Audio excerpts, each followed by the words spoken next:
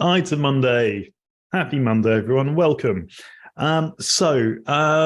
It's this is a dangerous week, in my opinion. I am going to be sizing down trading extremely carefully and nimbly. Friday was just bonkers. That drive up and up and up. Amy shorted it. That's a surprise. Now I was watching it, on the retracement from the high down to this last low and fib levels and blah, blah, blah, just to look for reaction. This 41.95 area is interesting, a bunch of stops. And what's interesting about this push up is we got up previously to 50% retracement. We're going back to the ambush zone. Yeah, we came back down.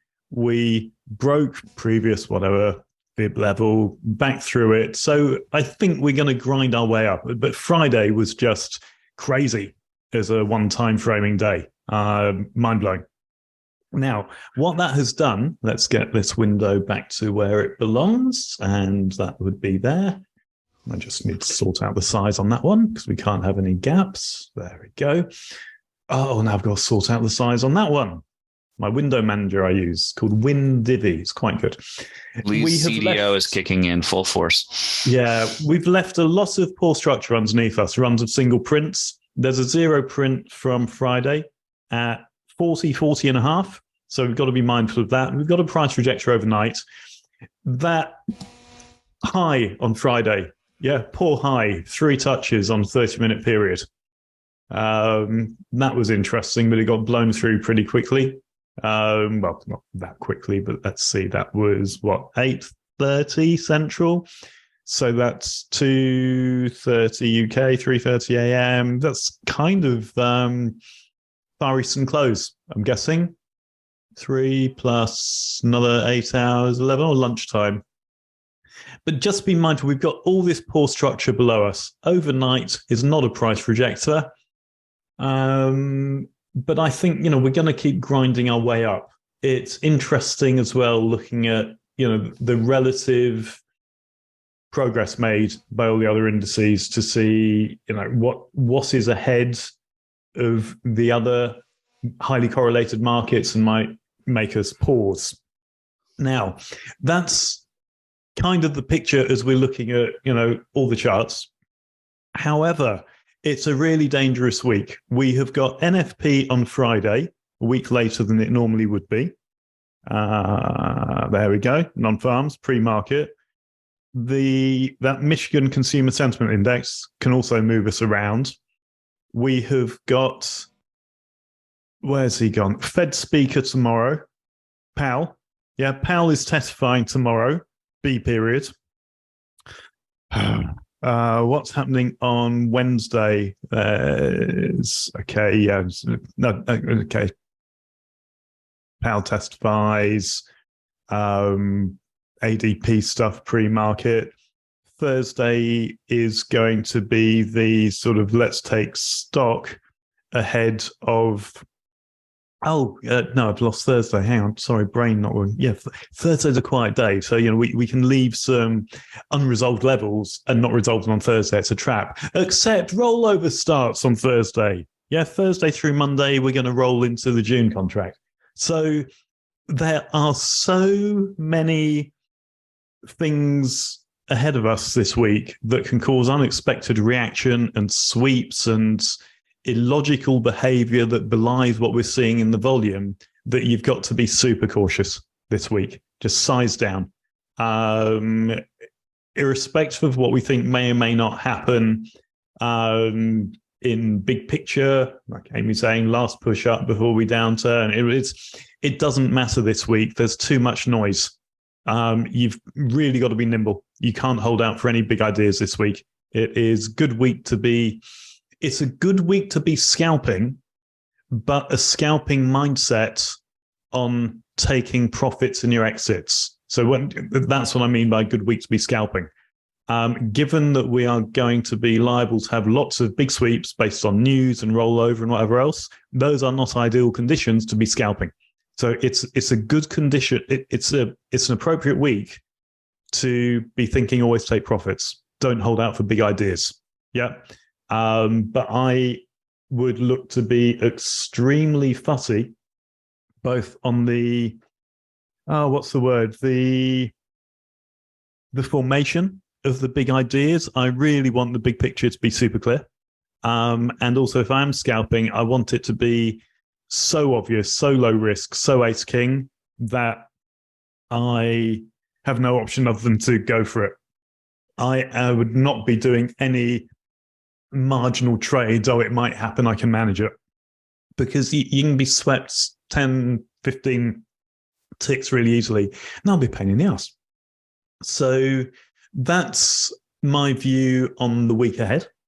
As I said up front, possibly before we opened, Jeff is in transit between California and Washington State this week with a van, a trailer, a car on a trailer, stick with a bag on the end of it and checked cloth. So he probably won't be resettled until beginning of next week, maybe Sunday reopen. So the calendar is slightly different. Why don't we bring up the calendar and we can take a look at what is happening on the week ahead for us? tradingresearchgroup.com/calendar. You could just type calendar and it will come up within 2 or 3 letters. Scary thing is what else might come up. Well, Excuse me. You need more than one browser, my friend. So I'll be doing a fishing trip tomorrow for an hour around the initial balance. We've got Darren's Dojo on Wednesday as normal. I'll be doing another fishing trip around B period on Thursday. Going to have a kind of brain dump on office hours. But my theme on Thursday is going to be risk management. I can't actually see it. I need to make this window bigger, don't I? Here we go.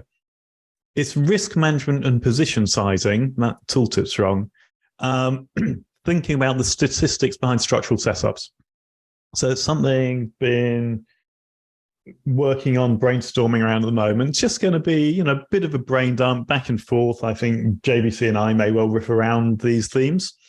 But risk management and correspondingly position sizing is always really important. But I'm going to talk to this stuff through the lens of, if we know the initial balance breaks one side, not two, 65% of the time, how can we use this information to our advantage when we're making decisions on risk? So we'll go through this very statistical type of theme. So that will be on Thursday. And then Friday, JVC is going to do more Sierra chart mastery. What's on the agenda for this coming week?